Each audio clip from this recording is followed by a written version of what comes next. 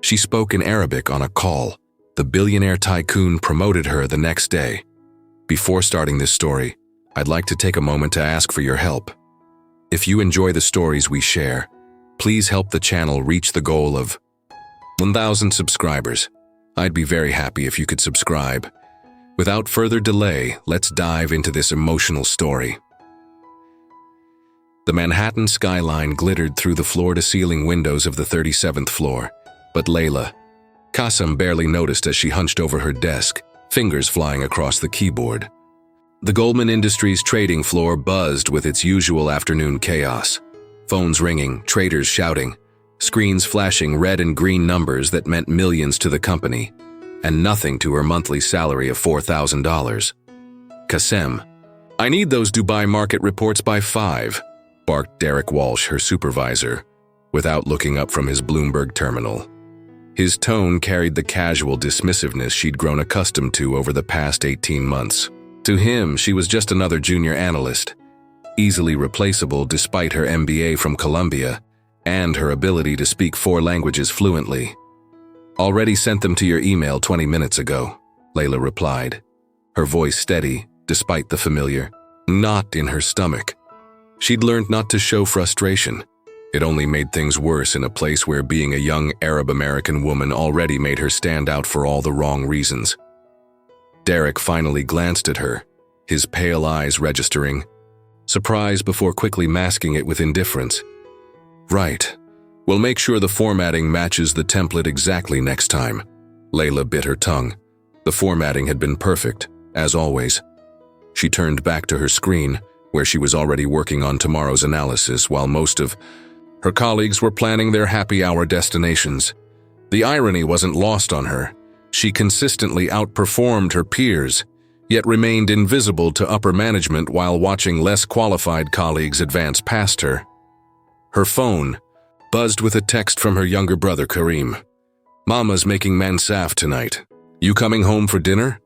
The message brought a smile to her face, a reminder of the warm chaos of her family's Brooklyn apartment, so different from the cold efficiency of this glass tower. As she typed back, "Inshallah, if I finish early," her desk phone rang. The caller ID showed an international number with a Dubai prefix. Layla glanced around. Derek was deep in conversation with another supervisor, and most of the floor was winding down for the day. "Goldman Industries. This is Layla speaking," she answered professionally. "Assalamu alaikum, is this Miss Qasim?" The voice on the other end spoke in Arabic, and Layla felt her shoulders relax slightly at hearing her mother tongue in this sterile environment. "Wa alaikumu assalam," she responded warmly, switching to Arabic without thinking. "How can I help you?" The caller identified himself as Omar Al-Rashid, representing a major investment firm in Dubai that had been trying to reach someone at Goldman who could discuss their portfolio in their native language. For the next 15 minutes, Layla found herself in deep conversation about market trends, regulatory changes in the UAE, and investment opportunities that could benefit both firms. Her Arabic flowed effortlessly as she discussed complex financial concepts, her voice animated in a way it never was during English conversations at work. She quoted specific figures from memory, explained intricate details about Middle Eastern markets that most of her colleagues wouldn't understand, and found herself genuinely excited about the potential collaboration Mr. Al-Rashid was proposing. "Your knowledge of our markets is impressive, Miss Qasim," Omar said as the call wound down. "We would very much like to arrange a formal meeting with your senior management to discuss this partnership. May I have your direct line?" As Layla provided her contact information and promised to follow up with a detailed proposal, she didn't notice the tall figure in the corner office who had stepped closer to his window, close enough to overhear fragments of her conversation through his partially open door. Marcus Goldman III, CEO and heir to the Goldman Industries empire, stood motionless as the melodic sounds of Arabic drifted from the trading floor. At 42, he'd built his reputation on recognizing opportunities others missed, and something about this overheard conversation had captured his attention in a way that quarterly reports and board meetings never could. Marcus Goldman III had learned to read people the way others read financial statements, quickly, thoroughly, and with an eye for hidden value.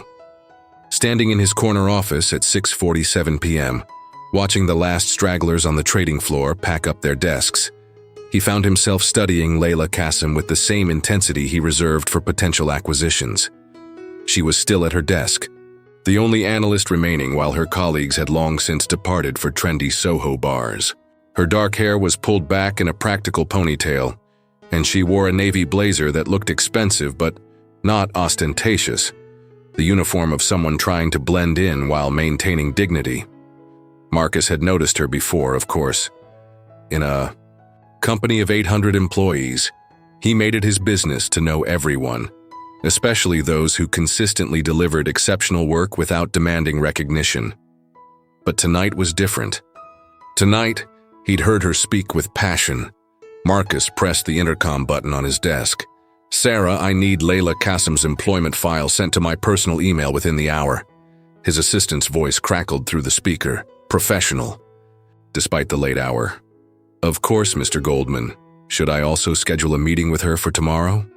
"Not yet," Marcus replied, his gaze still fixed on Layla's workstation. "But clear my 9 a.m. appointment. I have a feeling I'll need that time." 30 minutes later, Marcus was absorbed in reading Layla's file. The numbers painted a picture that frustrated him. Columbia MBA with highest honors, fluent in Arabic, French, Spanish, and English, consistently rated as a top performer by her direct supervisor Derek Walsh, yet somehow stuck in the same junior analyst position for 18 months. Her performance reviews were glowing. Walsh had written that she demonstrates exceptional analytical skills and market insight, yet her salary remained at entry level, and she'd been passed over for 3 promotions in favor of less qualified male colleagues. Marcus felt his jaw tighten as he recognized a pattern he'd worked hard to eliminate from his company. The next morning arrived gray and drizzly, typical for late October in Manhattan. Layla had arrived at the office by 7:30 a.m., as was her habit, using the quiet hours before the chaos began to prepare detailed analyses that would impress if anyone bothered to read them thoroughly. She was deep in concentration when Derek Walsh appeared at her cubicle, looking uncharacteristically nervous. His usually perfectly styled blonde hair seemed disheveled, and he kept adjusting his red tie. A tell that Layla had learned meant he was stressed. "Qasim, I need to talk to you," he said, his voice lower than usual. "Conference room 3 now." Layla's stomach dropped. Being called to a conference room by your supervisor was rarely good news, and Derek's demeanor suggested this wasn't about praise for yesterday's work. She gathered her notebook and pen, mentally preparing for criticism about some perceived shortcoming. Conference room 3 was small and windowless, designed for difficult conversations rather than creative collaboration. Derek closed the door behind them and remained standing while Layla took a seat, a power dynamic that wasn't lost on either of them. "I'm going to be direct," Derek started, pacing behind his chair. "Yesterday evening, you took a personal call during business hours. A long personal call in a foreign language while you were supposed to be working." Layla felt heat rise in her cheeks, but she kept her voice steady. "That wasn't a personal call, Derek. It was Omar Al-Rashid from Zenith Investment Group in Dubai. They're interested in a partnership with Goldman Industries, and they specifically requested someone who could communicate in Arabic." "That's not the point," Derek snapped, his pale eyes flashing with irritation. "The point is you didn't get approval for that call. You didn't inform me or anyone else in management. You just took it upon yourself to represent this company in a language none of us understand." "I was doing my job," Layla replied, her patience beginning to fray. "A potential client called, and I provided them with the service they needed. Isn't that what we're supposed to do?" Derek leaned forward, placing his hands on the table. "What you're supposed to do is follow protocol. What you're supposed to do is recognize that decisions about international partnerships are made well above your pay grade. What you're supposed to do is—" A knock on the conference room door interrupted his lecture. Sarah Chen, Marcus Goldman's executive assistant, peered in with an apologetic smile. "Excuse me, Derek, but Mr. Goldman needs to see Ms. Kassem in his office immediately." The color drained from Derek's face. In 3 years of working at Goldman Industries, he'd been summoned to the CEO's office exactly once, and that had been for the company Christmas party group photo. For a junior analyst to be called up was unprecedented. Layla felt her heart hammering as she followed Sarah to the elevator. The ride to the 42nd floor seemed to last forever, and she found herself praying in Arabic under her breath, a habit from childhood that returned during moments of extreme stress. Marcus Goldman's office was everything she'd imagined. Massive windows overlooking Central Park, walls lined with awards and photos of him with world leaders, and a desk that probably cost more than her annual salary. But what surprised her was how normal he looked. Tall and lean in a well-tailored navy suit, with graying hair and tired eyes that suggested someone who worked as hard as she did. "Ms. Kassem," he said, standing as she entered. "Please have a seat. Would you like coffee? Water?" "I'm fine, thank you," Layla managed, settling into the leather chair across from his desk, while trying to project confidence she didn't feel. Marcus studied her for a moment before speaking. "Tell me about your conversation with Omar al-Rashid yesterday." Layla took a steadying breath, meeting Marcus Goldman's direct gaze.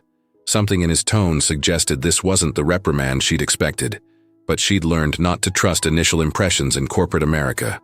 "Mr. al-Rashid represents Zenith Investment Group, one of Dubai's largest sovereign wealth fund advisors," she began, her voice growing stronger as she shifted into professional mode. "They've been monitoring our emerging markets portfolio and are interested in establishing a strategic partnership that could open Goldman Industries to Middle Eastern markets we've historically struggled to penetrate." Marcus leaned back in his chair, his expression unreadable. "Go on." They manage approximately $42 billion in assets, primarily focused on infrastructure development across the UAE, Saudi Arabia, and Qatar. Their interest in use stems from our renewable energy investments, specifically our solar initiatives in Nevada and wind projects in Texas. They see potential for technology transfer and joint ventures that could benefit both portfolios.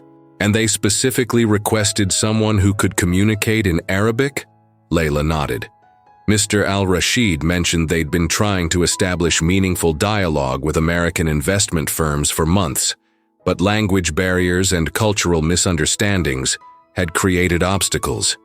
He said speaking with someone who understood both the financial concepts and cultural context made the conversation more productive than any they'd had with other firms."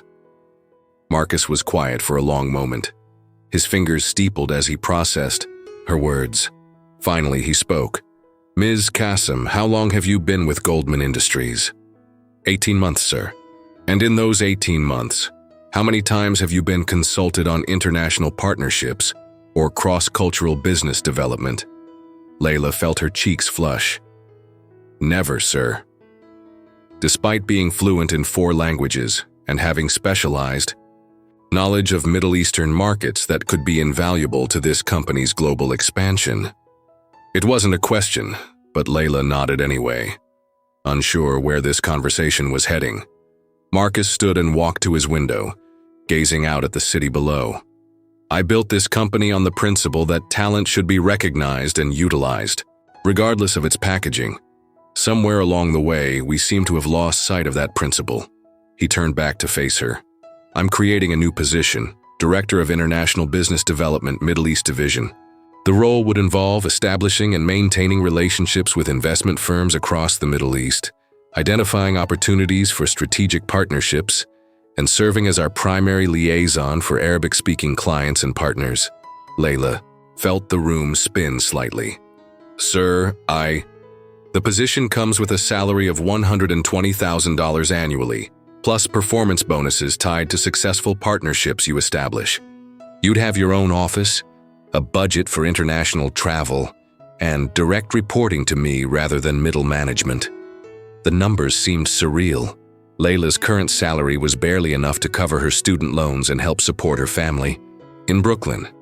This would change everything. Not just for her, but for her parents who had sacrificed so much to give their children opportunities in America. "I don't understand," she said quietly. "Yesterday I was just a junior analyst. What changed?" Marcus returned to his seat, his expression serious. "What changed is that I realized we've been wasting extraordinary talent because we weren't paying." Tension. "Your supervisor, Derek Walsh, just spent 10 minutes on the phone with me explaining why your conversation with Mr. Al-Rashid was inappropriate and unprofessional." Layla's heart sank. Of course, Derek had called to cover himself. "What he didn't realize," Marcus continued, "is that I'd already heard portions of your conversation yesterday evening. Don't speak Arabic, but I recognize passion and expertise when I hear it. So I did some research." He pulled out a folder, her personnel file. 18 months of exceptional performance reviews, consistently exceeding targets, demonstrating market insight that surpasses analysts with twice your experience. Yet somehow, you've been passed over for promotion 3 times in favor of less qualified candidates. The office fell silent except for the distant hum of traffic far below. Layla struggled to process what was happening. Years of being overlooked making it difficult to believe this moment was real. "Sir, I appreciate this opportunity, but I have to ask, why now? What assurance do I have that this isn't just a reaction to yesterday's call, something that might be reversed when the novelty wears off?"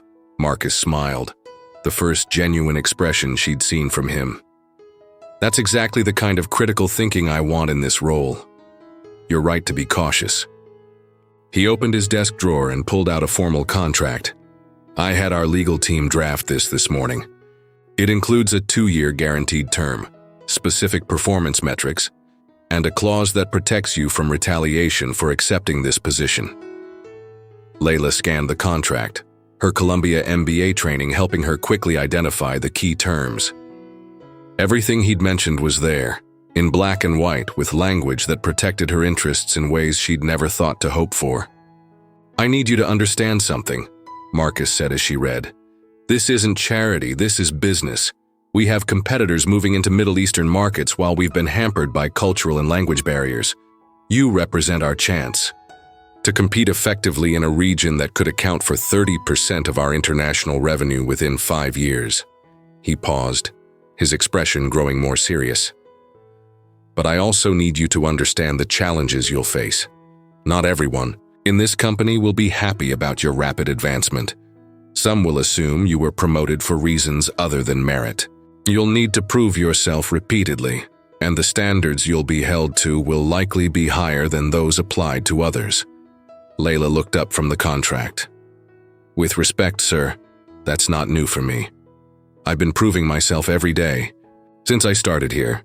The difference is now I'll have the opportunity to do it in a role that actually utilizes my skills. Then you'll accept?"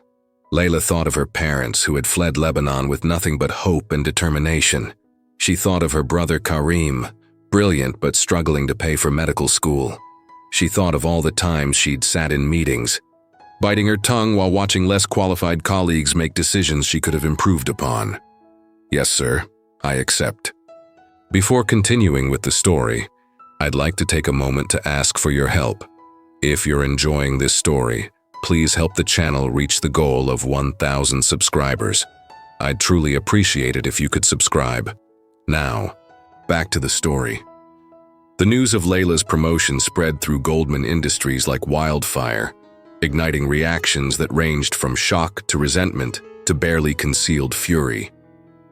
By 10 a.m., the morning after her meeting with Marcus, she could feel the weight of hundreds of stares as she made her way through the trading floor to her new office, a corner space with windows overlooking the Hudson River that had been empty since the previous director left for a competing firm 6 months ago. Derek Walsh stood near the elevators, his face flushed red as he spoke in hushed, angry tones to Tom Bradley, another supervisor from the international division. Their conversation stopped abruptly when they saw Layla approaching, but the hostility in their eyes was unmistakable. "Congratulations," Derek said, his voice dripping with false civility. "I'm sure you'll do wonderfully in your new role." "Thank you, Derek," Layla replied evenly. refusing to let his tone rattle her. She'd dealt with passive aggression her entire career.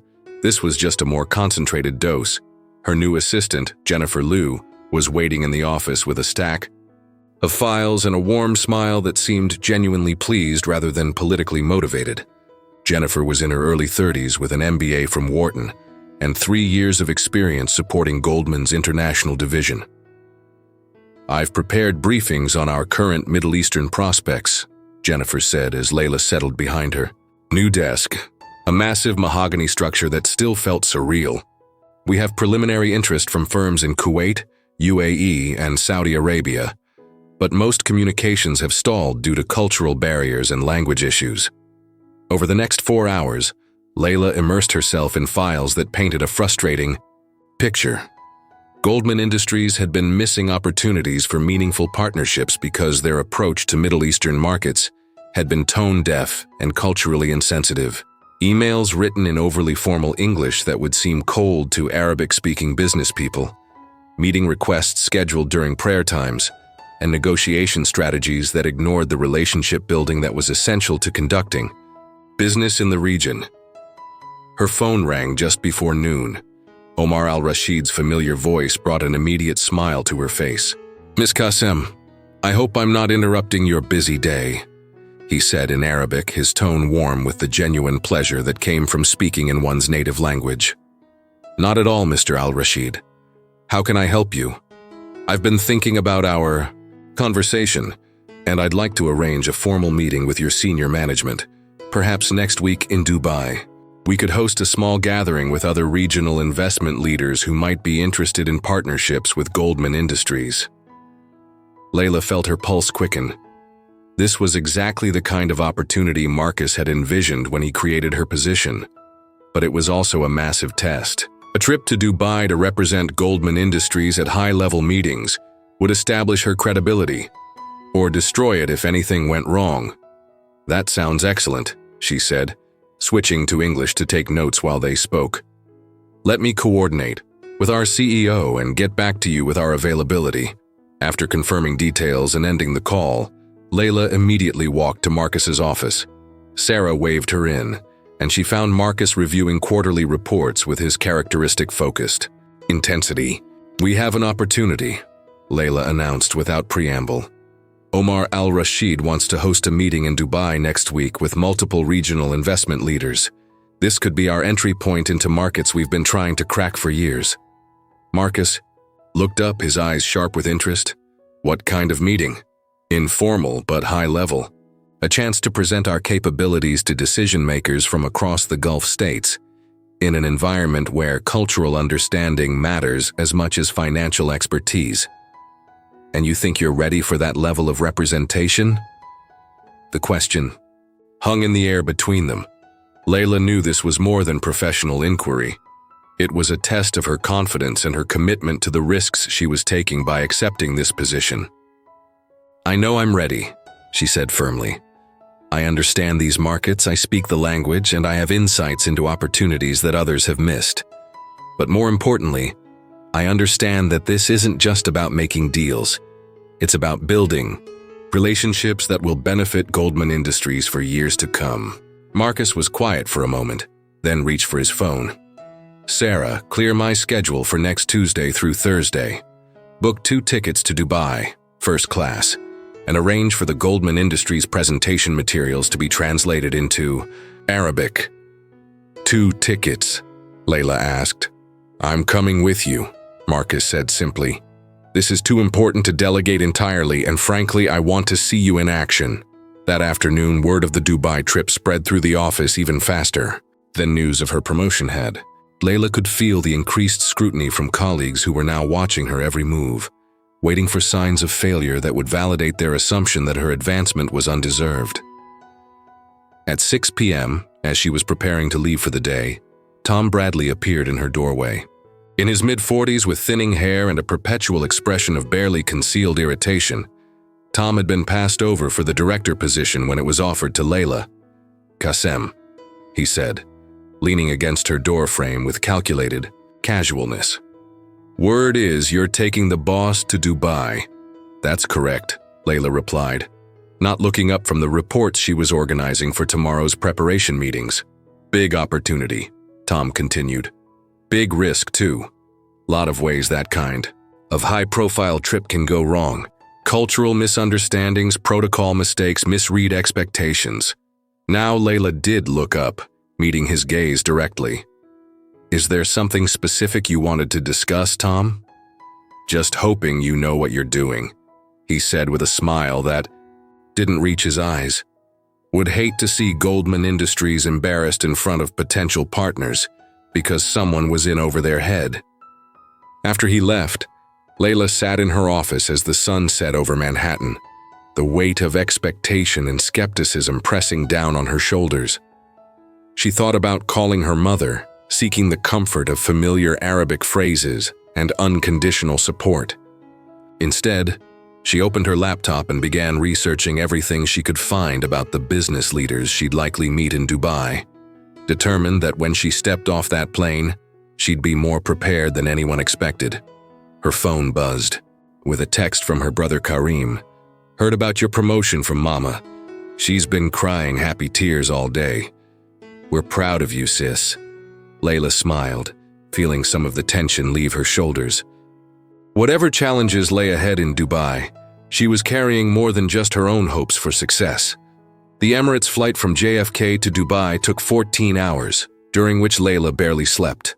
While Marcus worked on his laptop beside her in the first-class cabin, she reviewed her notes for the 100th time, mentally rehearsing conversations in Arabic and English, anticipating questions, and preparing responses that would demonstrate Goldman Industries' commitment to the region.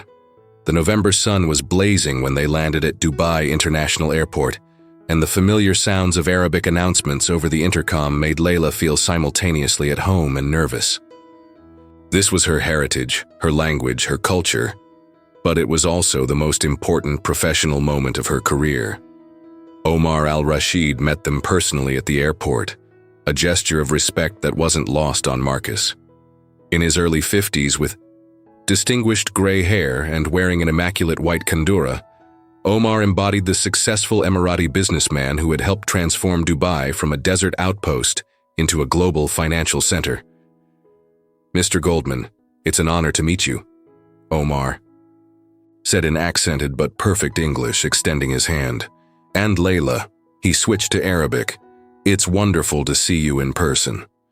The honor is ours, Marcus replied, and Layla was impressed by how naturally he adapted to the more formal, relationship-focused style of interaction that was essential in this region. Their hotel, the Burj Al Arab, was a statement in itself. Omar had ensured they stayed at Dubai's most iconic luxury property, sending a message about the importance he placed on their potential partnership. As they settled into their suites, Marcus pulled Layla aside. I want you to take the lead tomorrow, he said quietly. This is your expertise, your cultural understanding. I'm here to support and observe, not to take over. The next morning, they arrived at the Zenith Investment Group headquarters, a gleaming tower in Dubai's financial district.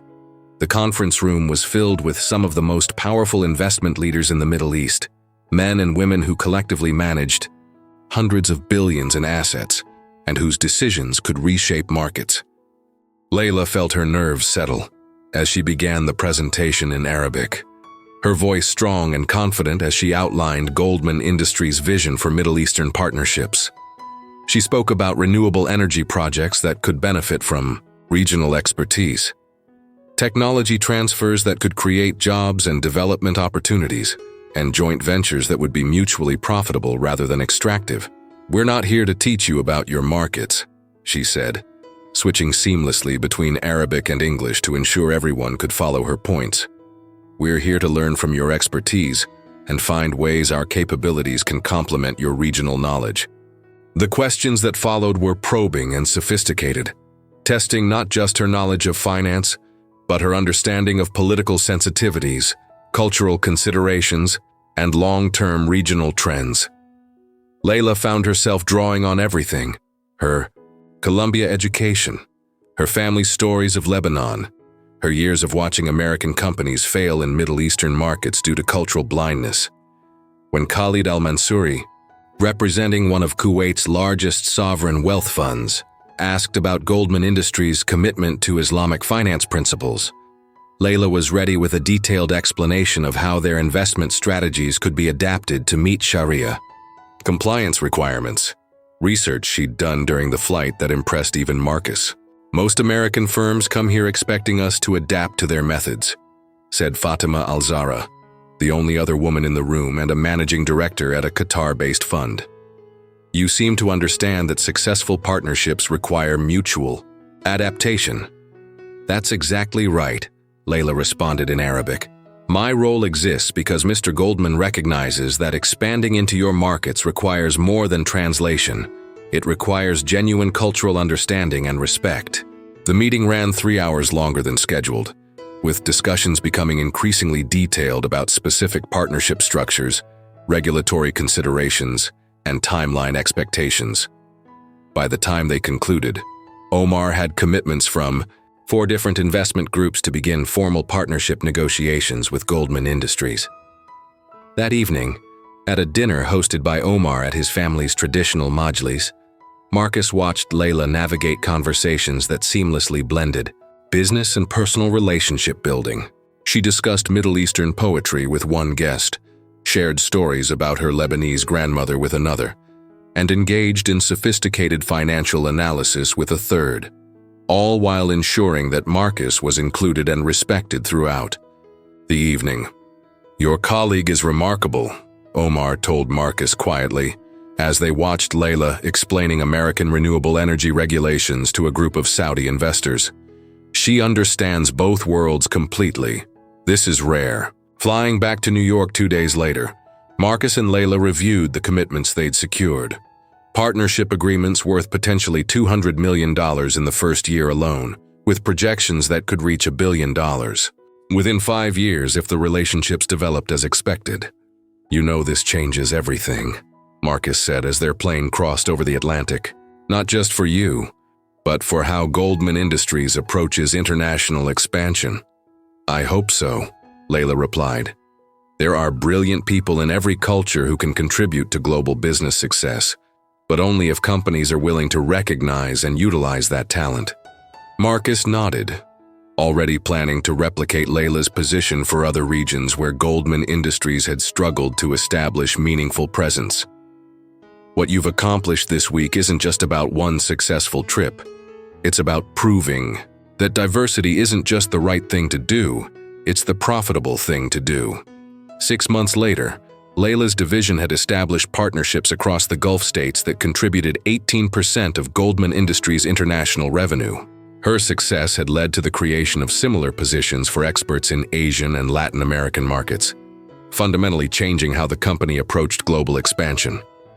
Derek Walsh had been transferred to a domestic portfolio management role, not as punishment, Marcus had carefully explained, but because his skills were better suited to markets he understood. The message, however, was clear to everyone at Goldman Industries. Talent would be recognized and rewarded, regardless of its cultural packaging. On a warm spring evening, Layla sat in her Brooklyn family apartment, sharing mansaf with her parents and brother, while reviewing partnership proposals that had arrived that day from investment firms in Bahrain and Jordan. Her mother, tears in her eyes, touched her daughter's face gently. "Your father and I came to America believing our children could accomplish anything," she said in Arabic. "But even we never imagined this." Layla smiled, thinking about the phone call that had changed her life, a conversation in her native language that had finally allowed her voice to be heard. Sometimes the most profound changes began with the simple act of being authentically yourself, even when the world seemed to prefer you remain invisible.